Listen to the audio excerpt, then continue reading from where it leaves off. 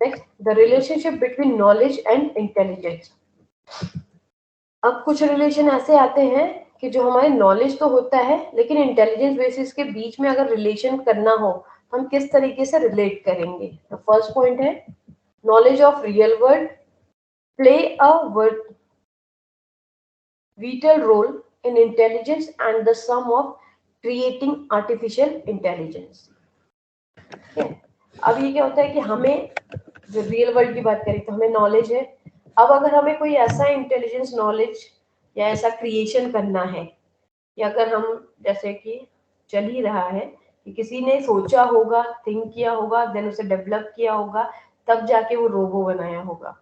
तो वो रोबो और उसकी डिजाइनिंग में क्रिएशन क्या है, हमारे रियल वर्ल्ड से रिलेटेड हम वो चीज बना दे रहे हैं। ये हमारा इंटेलिजेंस और नॉलेज के बीच का रिलेशनशिप हुआ।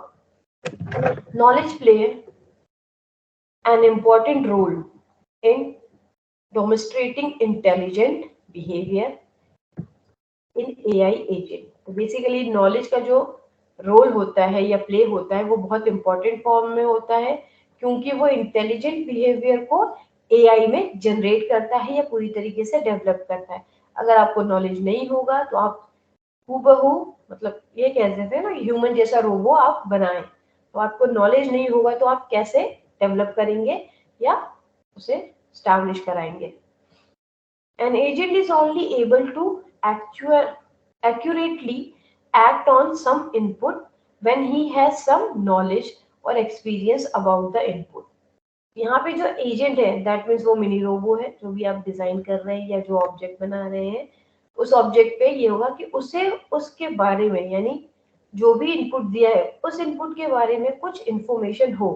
अगर इंफॉर्मेशन नहीं होगी तो वो उसके अकॉर्डिंग एक्ट नहीं करेगा। अगर आपने ये नहीं दिया है कि हाय या हेलो करने पे हैंड आगे शेक हैंड करना है तो वो नहीं करेगा, अदरवाइज हाय और हेलो का वर्बली रिस्पॉन्स देगा। तो यहाँ पे उसको वो नॉलेज प्रोवाइड की जाएगी और वो नॉलेज इनपुट के टर्म्स में होगी जिसके अकॉर्डिंग ही वो आपको आउटपुट प्रोवाइड करेगा। और इसी तरीके से डे बाय डे लर्न करता जाए तो उसके एक्सपीरियंसेस के बेसिस पे वो आपको आउटपुट प्रोवाइड करेगा। जो एक्सपीरियंसेस और जो नॉलेज होगी वो इन टर्म्स ऑफ इनपुट होगी कि आप किस तरीके की कमांड दे रहे हैं और उसी कमांड बेसिस पे डेटा आउटपुट डिलीवर हो रहा है। Let's suppose if we met some person who is speaking in the language which you do not या फिर you do not know, ठीक है, then how you will able to act on that। जैसे example की form है कि हम ये जानते हैं कि अगर किसी पर्सन से हम मिल रहे हैं उसकी स्पीकिंग लैंग्वेज हमसे डिफरेंट है। जैसे मान लो कि आप गए केरला साउथ में, किसी ने तमिल और कन्नड़ बोल दी, तो अब आपको ये नहीं पता होगा कि आप किस तरीके से एक्ट करेंगे क्योंकि उसने जो भी इनपुट दिया है वो इनपुट आपको समझ में नहीं आ रहा। पहली बात क्योंकि हमें तमिल लैंग्वेज आती नहीं है, हम ट्राई करेंगे समझने और उसकी तो जो लैंग्वेज हमें आती होगी वो हम प्रेफर करेंगे, चाहे वो हिंदी लैंग्वेज हो चाहे इंग्लिश लैंग्वेज हो, तो उस फॉर्म में आप उसे आउटपुट प्रोवाइड करेंगे। लेकिन आपको ये नहीं समझ में आएगा कि उस पर्टिकुलर पर्सन ने क्या बोला है क्योंकि वो लैंग्वेज जस्ट डिफर है, आपको समझ में नहीं आ रहा तो आप एक्ट और बिहेव नहीं कर सकते, उसका रिस्पॉन्स नहीं दे सकते।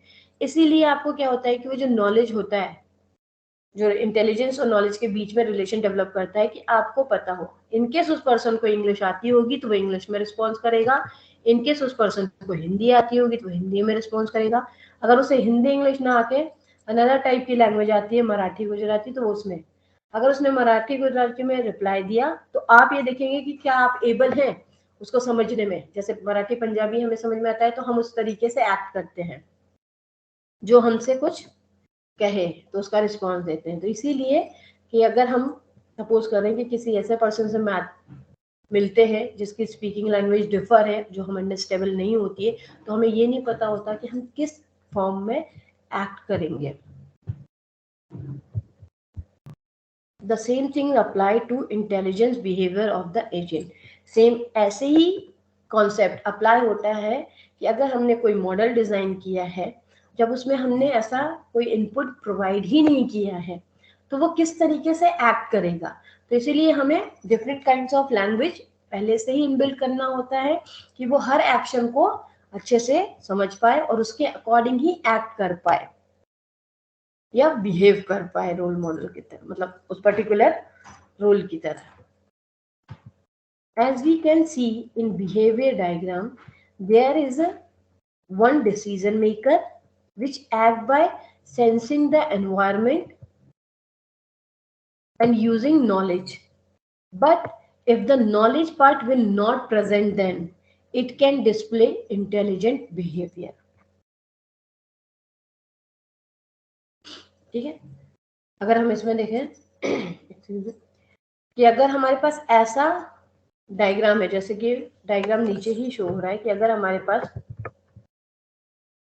कि कोई ऐसा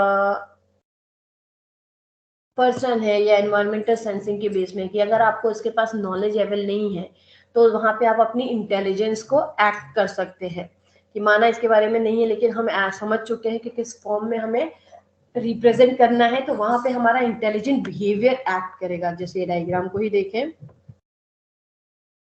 सेंसिंग दिया है कि एक रोबोट या एक पर्सन या सेंसिंग के फॉर्म में कि टच करेंगे या फील करेंगे, तब जब आप सेंस करेंगे तो सेंस करने के बाद ही उसे एज अ इनपुट में सप्लाई कराएंगे. तो जहां हमारा डिसीजन मेकर आपको सेंसिंग के फॉर्म में ऑप्ट करेगा, एक्शन उसी फॉर्म में देगा, और देन नॉलेज. तो जो आपने सेंस किया है क्या उसके बारे में नॉलेज है, अगर नॉलेज नहीं है तो यहाँ पे आपका इंटेलिजेंस बिहेवियर वर्क करेगा जो कि डिसीजन मेकर की तरह रहेगा. अब डिसीजन मेकर ये करता है कि आपको इनपुट तो दे दिया कि ये करना है, अब वहाँ नॉलेज है कि नहीं है ये नहीं पता, लेकिन आपको ये पता है कि ये चीज सही है और ये गलत है. तो उस इंटेलिजेंस बिहेवियर के बेसिस पे आप ऑप्ट करेंगे कि हाँ ये करूंगा या नहीं करूंगा, तभी उसी के अकॉर्डिंग आपका एक्शन आएगा. तो सेंसिंग होगी, देन नॉलेज होगा, नॉलेज कंपैरिजन किया जाएगा कि उसमें है कि नहीं है, ये करने से फायदा होता है या ना, तो उसके अकॉर्डिंग ही आप एक्शन प्रोवाइड करेंगे.